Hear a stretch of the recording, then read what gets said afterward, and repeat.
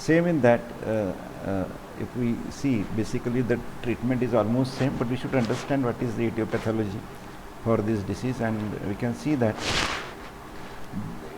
GRD is a condition that occurs when reflux stomach contents lead to troublesome symptoms or complication.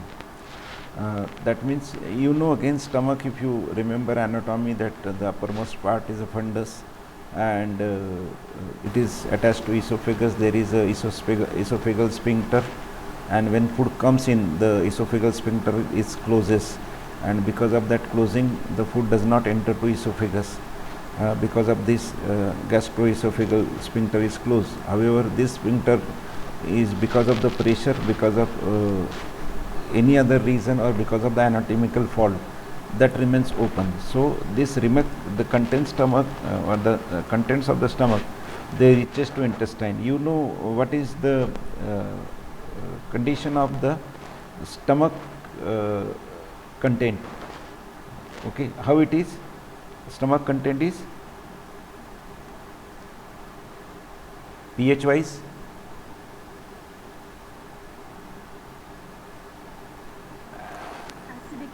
acidic, isn't it? And that acidic, the stomach is accustomed, the stomach has got layers. We have seen that. Because of that, it can withstand with that acidic environment, but this esophagus cannot, and therefore the severe symptoms, they are there. So episodic pyrosis, that is heartburn, okay, that is burning because of this acidic nature. That burning sensation is there, which is not frequent enough, or it is not painful enough to be considered bothersome by the patient, is not included in the above GRD definition, because sometime it happens just because of the belching. Belching is whenever the gases are there from stomach, they come out.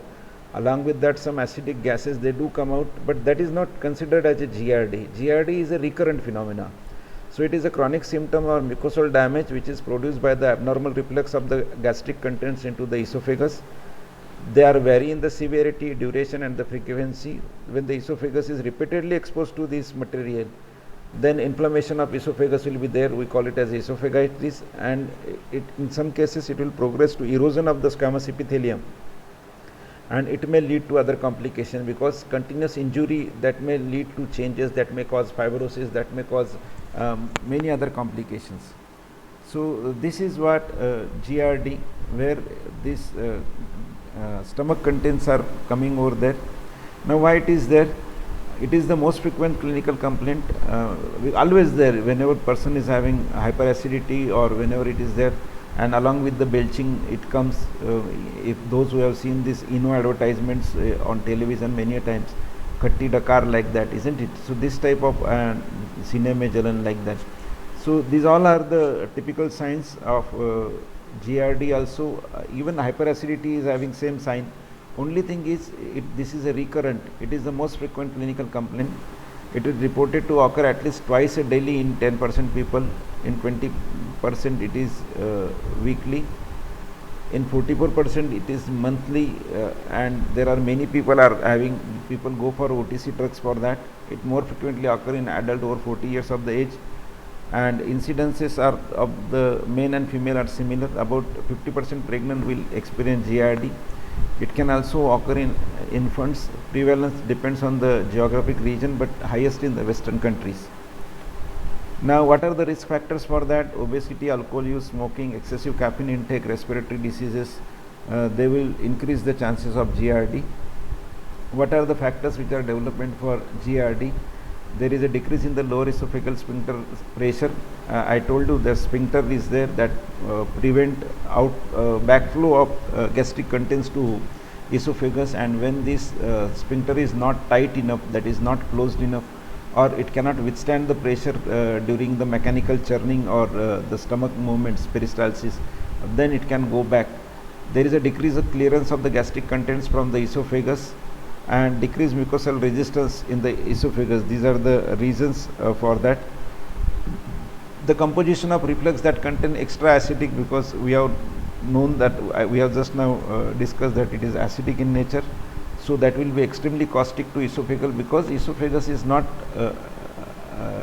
having any exposure to that acidic normally, and therefore when it comes and when it recurrently comes, then it will cause injury, it causes inflammation. There will be decreased gastric emptying, and there will be increase in the gastric emptying time, because food will not pass away toward intestine, then it can also cause the problem. Then in certain anatomic features to what we call as a hiatus.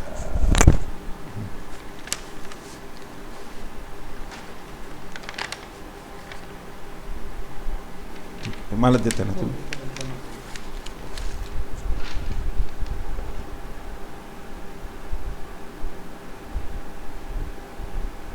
आज 9 ना.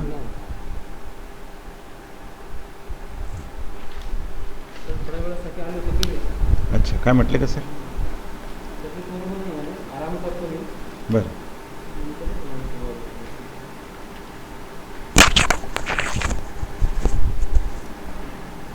So hiatus hernia is one of the this one, it is anatomical, where the diaphragm is pressed, and that causes the weakness of the diaphragm, and from that it makes the anatomical situation like that. It will allow more gastric fluid to go into intestine.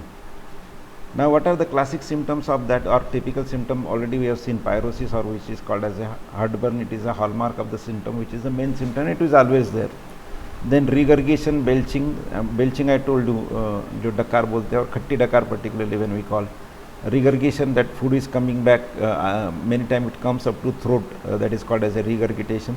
Acid rash, hypersalivation, because of that acidic nature, that will cause irritation. If you read the physiology nicely, you will find that anything when it causes irritation to mucosal line, whether it is respiratory tract, whether it is GI tract, any other tract, so then it causes, because of that irritation, it causes increase in the secretion.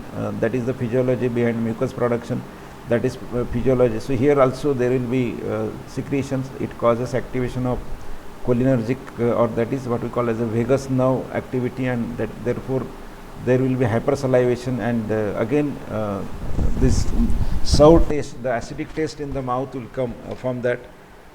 The chest pain will be there, which is non-cardiac, because of the inflammation of intestine, inflammation of esophagus. There will be chest pain. What are the complicated or alarming symptoms? Then it leads into dysphagia and odinophagia. Dysphagia means difficulty. It may not cause pain, but it will not allow easily swallowing. That is called as a dysphagia. And odinophagia means yes, it is causing painful swallowing. It may be comparatively easy, but always every time during swallowing there will be pain. Sometimes both are together, dysphagia and odinophagia, that is, it is painful also and difficult also. So they are common. Then bleeding comes from that esophageal portion. Unexplained weight loss, because person cannot take food sufficiently, choking, that is sort of breathlessness, chest pain, if it, and again it could be, or it may not be of cardiac origin. Apart from esophagus, what are other symptoms? They will be there. We call them a typical one. They are in association with GRD, but we have to relation. The causality should also be considered with other activities are there, like chronic cough, asthma-like symptoms, laryngitic hoarseness, recurrent sore throat, dental enamel erosion. They can also be simultaneously happen because of the acidic content are there, or they may be parallelly there because of some other reasons, and the GRD can exacerbate it. GRD often describe on either esophageal symptoms or esophageal tissue injury. So symptom based GRD symptoms, these are with or without esophageal tissue injury, because I told you continuous inflammation or recurrent inflammation of the esophageal tissue will cause injury, and this injury inflammation will cause again further complication. Tissue injury will be based on the GRD symptoms, which are again with or without esophageal symptoms. Then extraesophageal GRD symptoms may occur. GRD is also sometimes described in terms of absence or presence of esophageal erosions. That is, some of the tissue, that is mucosal tissue, will be eroded out. and if it is eroded again, that could cause more complication, or there are chances that fibrous tissue will be formed over there, which will not be as elastic as the esophagus, and again the swallowing and this, as we have seen, dysphagia and odinophagia will be there. Non-erosive reflux diseases can also be there, and erosive reflux diseases, they are two things because of the erosions. Now, what are the symptom-based GIRD syndromes? May or may not be having esophageal tissue injury, have typical or classic syndromes only. Rather, we can say that it is a primary or it is a milder type of or initial type of GIRD, and as it goes ahead, it goes for complications. Now, if the tissue injury is there in that, it can cause esophagitis, it can cause erosions, we have seen it can cause strictures. Then Barrett's esophagus, it is sort of anatomical changes which are typically occurring in the esophagus. Esophageal adenocarcinoma, that will result this continuous insult to this esophagus. We call it as an insult because it is injured again and again. So this will it may result into adenocarcinoma of esophagus, and it may be alarming symptom because if we have GIRD complication, then simultaneously it will cause more problems. It may or may not have typical or classic symptoms when it goes ahead. The extra esophageal symptoms or we call them as atypical also, they may or may not have typical esophageal symptoms. Extra esophageal symptoms have an association with GIRD, but again we have to check the causal, should consider if the concomitant esophageal GIRD symptom is also present, then we can say that they are also contributing. We have seen earlier enamel problems and what we can say erosions and respiratory problems, etc. So these are all extra esophageal, which are apart from esophagus, they are there, and they are being recognized with increasing the frequency. GIRD may either causative or exacerbating factor up to 50% of the patient who experience these symptoms. So what are the aggravating factors? Recumbency, that is idleness, increase in the intra-abdominal pressure because of particularly many reasons, including the food which is causing or not proper digestion, and therefore the gases are produced and these are coming to try out, and along that it will come back. Reduce in the gastric motility, particularly we know motility means here it should be going forward. The proper gastric motility or peristaltic movement will cause passing of the gastric food to gastric thing, we call it as a chyme, to intestine, but if there is a reduction in the motility, it will cause the remaining of the food into stomach, and that can come towards esophagus. Decrease in the this esophageal sphincter, the tone or pressure, that is esophageal sphincter will be reduced.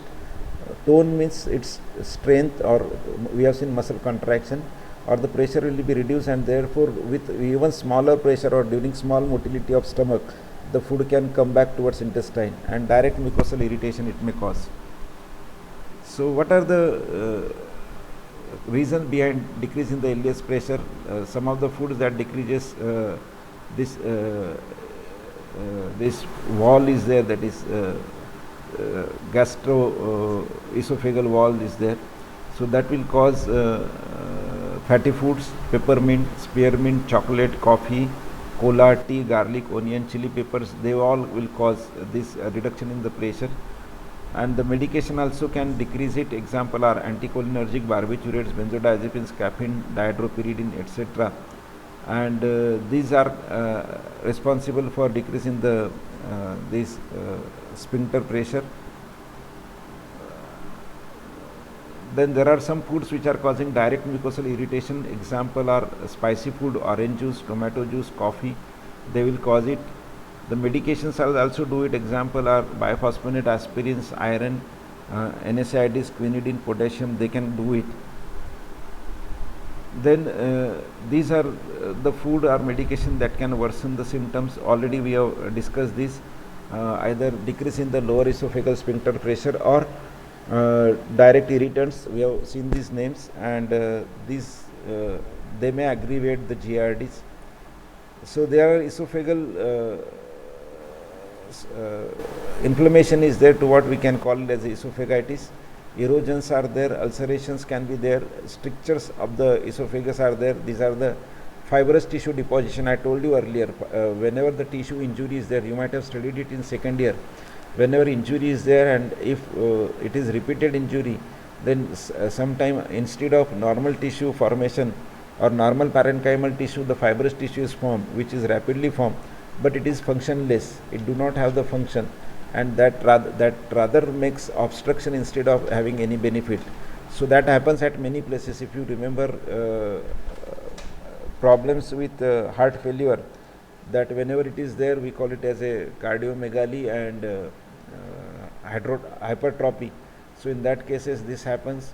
We have seen it in liver, that is fibrous deposition will cause liver problem, or even after this we'll study about it. So these are the reason. Whenever the fibrous tissue is deposited, then functionality is lost. The Barrett's esophagus, it is present in about 10% with GRD, most prevalent in white males in Western countries. Esophageal adenocarcinoma can also be there. These are the complications. What it is, Barrett esophagus, when it is a normal squamous cell epithelium in the esophagus convert to a columnar epithelium, which is becoming intestinal type of epithelium. It is most common in men, and it does not cause specific symptom, but the reflex activity is still going on. They develop adenocarcinoma at the rate of 0.12% per year. They have more chances of this. Patient must be monitored via endoscopy to evaluate changes in the cell type and conversion into adenocarcinoma.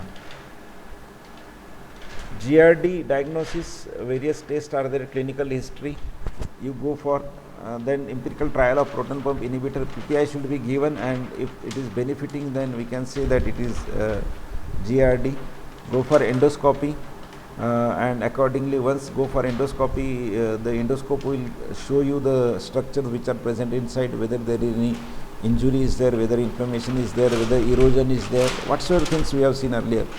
Biopsy will give the chances whether there is a Barrett's esophagus or esophageal adenocarcinoma. The many patient with GRD will have normal appearing esophageal mucosa in endoscopy, but this biopsy may indicate what it is. Usually not part of the work except in the certain subject of the patient which are having alarming symptoms, those which are refractory to the treatment. In that we have to go for biopsy and check the things. Monitor the pH, identify the patient with excessive esophageal acid exposure and helps determine whether symptoms are acid related. Useful in the patient which are not responding to acid suppression therapy. Go for barium radiography. If you remember in first year inorganic chemistry you might have studied, barium is known as a radiopaque agent. When barium is given, it almost acts like it shows the X-ray like a bone, okay, because bone is a radiopaque, but tissues are not. So when barium goes, so in that area the X-ray shows if it is obstructed somewhere, then it shows the barium is there. So it is not routinely used to diagnose GRD because of the lack of sensitivity and specificity, but it can detect hiatal hernia. The patient presenting with the extra esophageal or atypical symptoms should be reviewed on a case-by-case basis and consider testing. Alarm symptom and should always warrant for testing. Therapeutic approaches will depend on the frequency of symptoms, degree of symptom, presence or degree of esophagitis, presence of other complication, and then accordingly one can think about treatment. So what are the goals for treatment? Alleviate or eliminate the acute symptoms. We have seen the major symptoms is heartburn, and because of that inflammation, irritation, pain. Decrease in the frequency of recurrence, promote healing if esophageal tissue injury is there, and prevent this complication. So what we will do is, what is the approach? The therapy who present with GRD symptoms should include patient directed self-care therapy like antacids, OTCs, H2 antagonist or OTC, proton pump inhibitors, and lifestyle modifications. We have seen what food should not be eaten or what drugs may cause, so accordingly they can modify it. Those who do not respond to patient directed therapy and lifestyle modification up to 2 weeks should seek medical attention. Are usually started with the empiric therapy, consist of acid separation like again proton pump inhibitor. So you will be sure about it that the first line of treatment is proton pump inhibitor in any case. Those who do not respond to empiric acid suppression therapy or have alarm symptoms should undergo testing like endoscopy. Non-pharmacological therapies like lifestyle modifications, already we have seen medications, alcohol, smoking, these are the risk factors, or these are the aggravating factors. This can be minimized. Anti-reflux surgery can be there, which should be a last resort if in certain patient, only selected patient, not everyone. When long-term pharmacological therapy is not working, who are refractory, GIT refractory means which is not getting treated with any kind of treatment, those who have complication, in that the surgery can be there so that the sphincter can be surgically corrected. Endoscopic therapies are there, but results are not that encouraging, and they are not usually recommended. So what are the lifestyle modification? We have seen obese are very prone, so go for weight loss. Elevation of the head for the bed to 6 to 8 inches while sleeping. Eat smaller, more frequent meals, because it will not cause complete stomach full, and therefore it will cause less reflux back. Include protein rich meal in the diet, which causes increase in the this lower esophageal sphincter pressure. Avoid eating 3 hours prior to sleeping or lying down. Avoid foods or medication that exacerbate GIRD. Avoid alcohol, tobacco cessation, already I told you. Then there are some procedures like Stretta procedure is an endoscopically guided radio frequency energy delivery system. That device is guided down to esophagus, and this radio frequency energy is delivered to the tissues via catheters, needles, and it is thought to improve the GIRD symptoms by increasing the collagen deposition at the lower esophageal symptom. It increases the muscle wall thickness and reconstitute the barrier to the reflex of gastric content. So this is known as a Stretta procedure. Then another is a Lynx reflex management system. It is a series of titanium beads, each with the magnetic core connected together with the wire to form a ring shape. It is implanted in the lower esophageal sphincter, and the force of the magnetic beads will provide the additional strain to keep a weak lower esophageal sphincter closed, because we have seen that it is weak and it was not completely closing. Then what are various therapeutic interventions? We shall see one by one. These are agents used in the treatment of GIRD: antacids and alginic acid product. Sodium alginate, if you remember, you might have studied all these agents in acid peptic diseases. Same thing are there. Antacids, alginic acid product, H2 receptor antagonists, proton pump inhibitors, and one is there pro-motility agents, and they are also called as a prokinetic agents. I think I told you about this, that you please go through this, you will learn about it. Whether anybody has studied this, what is prokinetic agents?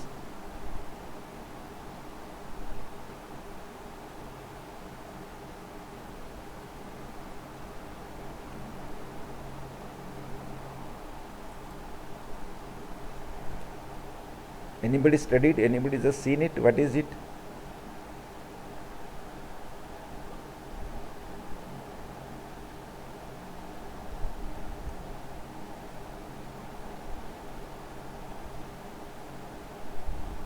Okay, that promote gastric. Example of it?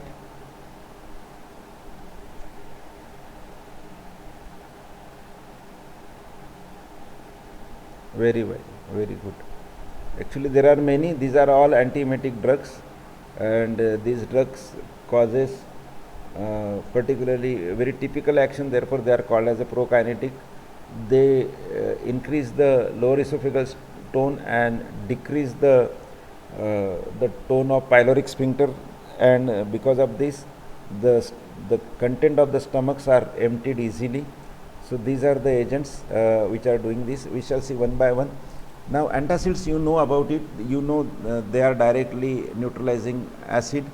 They are the basically alkalis. Example of, you know about it, magnesium hydroxide, aluminum hydroxide, calcium carbonate. You know about their individual side effects and their benefit. How we have to monitor it. Periodic calcium and phosphate level should be used if one is using chronic. aluminum is, if it is used for chronically, then magnesium, then they can affect the kidneys. Aluminum can affect brain, etc.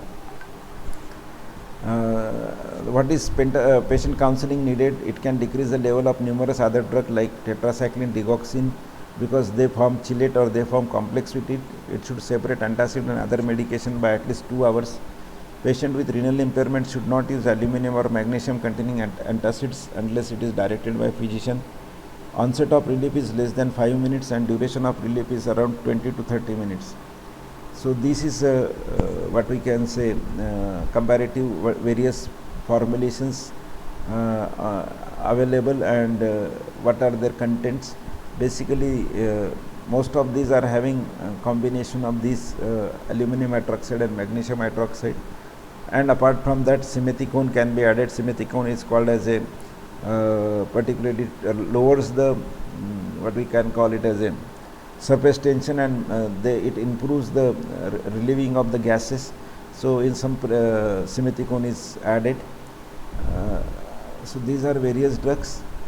Then antacid alginic acid combinations, again antacid neutralizes acid, and alginic acid is a foaming agent that creates viscous solution that will float on the top of stomach, and it may protect the esophagus, because whenever the reflux comes because of this floating alginic acid, which is soothing type of agent, this will not be having problem. Example of this aluminum hydroxide, magnesium carbonate plus alginic acid combinations are there.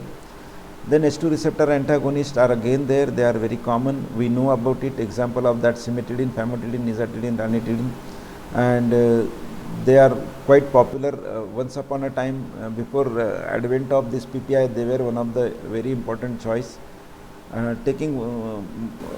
We have to monitor CNS effects in those who are 50 years old or those with renal or hepatic impairment. Otherwise, comparatively, they are safer. If taking once a day, it is preferable to take at bedtime. Onset of relief is 30 to 45 minutes and duration is 4 to 10 hours. The most common and most important drugs are PPIs, that is proton pump inhibitors. We know the mechanism. They block the acid pump, that is sodium potassium hydrogen pump, and on that basis when it is inhibited, it causes decrease in the acid formation. It results in the long lasting anti-secretory effect that can maintain gastric pH level above 4, and example of these are so many drugs, that is dexlansoprazole, S-omeprazole, lansoprazole, omeprazole plus sodium bicarbonate, pantoprazole, rabeprazole. So these are many azoles are there, or rather prazoles we can say, they are there and they are used. So common ADRs are headache, dizziness, somnolence, diarrhea, constipation, flatulence, abdominal pain, nausea, etc. Increased risk of Clostridium difficile infection. Why? Because normally stomach is secreting acid, and this bacteria can be killed by acid, but this can reduce acid production too much, and therefore this bacteria and this Clostridium difficile can thrive. Increased risk of community acquired pneumonia. Again, this is the reason. The long-term adverse effects are hypomagnesia, bone fractures, vitamin B12 deficiency, because again for vitamin B12 and iron absorption, acid is very important. You might have studied it recently. So all these drugs, those which are reducing acid for long period of time, may cause it. Monitoring appearance of diarrhea can happen in some patient because of indigestion. Periodic magnesium level should be checked if long-term therapy is there. Bone density studies should be there routinely. Patient counseling. Preferable to take PPI 30 to 60 minutes before a meal, like breakfast. If second dose is needed, take prior to evening meal. Onset of relief is 2 to 3 hours and duration of relief is 12 to 24 hours. The long term is risk of fractures, infections like difficult, we have seen hypomagnesia, vitamin B12 deficiency already we have discussed. It may be associated with the increased risk of dementia, renal disease and cardiovascular diseases. Then next are pro-metality agents like metoclopramide and bethanechol. They have been used as adjunct therapy to acid suppression agents. They are not generally recommended to be used for GIT treatment due to their limited effectiveness and undesirable ADRs. The patient-directed therapy is appropriate for intermediate, mild, and managed during OTC like agents. We have seen all these. Then symptomatic relief of uncomplicated is treated with the H2 receptor antagonist or PPIs. We know all these H2 receptor and PPIs. Then healing of the erosive esophagitis or treatment of the patient is presenting with the moderate to severe. Then various therapeutic approaches, again PPI, and in combination we can give that is prokinetic agent to these people which are having severe, and then we can go for surgery and all other kind of additional interventions. Symptomic improvement as well as endoscopic healing rates are higher for the PPIs as compared to the H2 receptor antagonists. PPI are therefore preferred over H2 receptor antagonist in patients with erosive diseases, moderate to severe symptoms and with complications.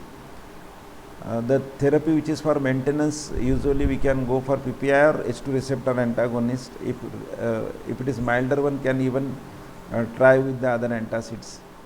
Patient should receive maintenance therapy particularly when having Barrett's disease, strictures, hemorrhage, etc.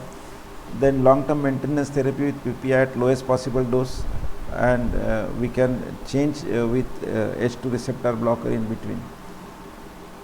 Rebound acid secretion is very important phenomena. Again, if you have studied physiology somewhere, you will find that body has got very nice control over that, and if the body that is GIT stomach pH that goes beyond 5, okay, that means it becomes more alkaline than normal, then stomach gets this chemical receptors will be sensing it, and it will send the information to brain, and from brain the vagal nerve will be stimulated and it will cause more secretion. So this is called as a rebound acid secretion. So there have been reports of rebound acid secretion when PPIs are abruptly discontinued and they are used for as little as 2 months and more than that. And these hyperactivity symptoms include dyspepsia and heartburn. This is often attributed to relapse of the disorders, but it can even happen in the patient who didn't have these symptoms to start with. So what we have to do is tapering the strategy, taper PPI over 4 to 6 weeks. First lower the doses of PPI, then extend the PPI dosing interval to every other day, then every third day, and H2 antagonist or antacid can be used on symptoms of off days if needed. The suggest to switch to H2 antagonist with antacid needed for several weeks and then discontinue. This is what the strategy should be there. Patient with the extraesophageal atypical GRD, then go for the treatment, evaluate whether it is asthma, chronic cough, laryngitis, and it should be undertaken in all the patients with atypical symptom may need higher doses of acid suppression therapy with longer treatment duration comparative to those with the typical symptoms. A PPI trial is recommended to treat extraesophageal symptom in patients who have typical GRD symptoms. Reflex monitoring should be considered before PPI trial in the patients and extraesophageal symptom who do not have typical GRD symptoms. We have seen atypical are where respiratory system and throat and pharynx, larynx are also involved. Then we call it as extraesophageal. Pediatric patients, a suspected cause of reflux in the infant is developmentally immature lower esophageal sphincter. Many infants have reflux with a little or no clinical consequence. It is uncomplicated reflux, usually manifests as a regurgitation or spitting up, usually respond to supportive therapy. Chronic vomiting associated with the GRD must be carefully evaluated and distinguished from other causes.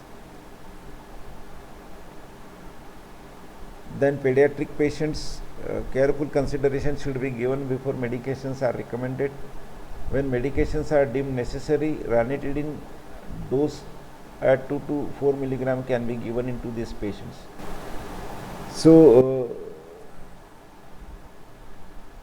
PPI can be given children which are having age more than 1 year of age, and these are lansoprazole, esomeprazole, omeprazole, and these two in a lower doses. In elderly patients, they have decrease in the defense mechanism, and therefore caution has to be taken whether there should not be infection. We have seen clostridium difficulty, bone fractures, and CNS effects should be observed. Those which are having refractory GIT should be considered in the patients who have not responded to the standard course twice a day PPI therapy. The majority of patients with refractory symptom will experience the nocturnal acid breakthrough. Switching to different PPI may be effective in some patients. Adding H2 receptor antagonist at bedtime for nocturnal symptom is reasonable, but the effect may decrease over the time due to tachyphylaxis with H2 receptor antagonist. So that becomes somewhat tricky, and accordingly one can go for that. So this is how the GIT is treated. And the next, after that we'll go for ulcerative that is inflammatory bowel diseases. What are various type of inflammatory bowel diseases and how they are occurring. After inflammatory bowel diseases, we shall go for various liver diseases. This will be our sequence. So go for this. What's your knowledge you can have about it, go for this. Particularly liver and liver function test you might have seen. Go for this, and if you have any difficulty you can ask in the meanwhile. So take care. If you have any other difficulty, can put on group. Okay.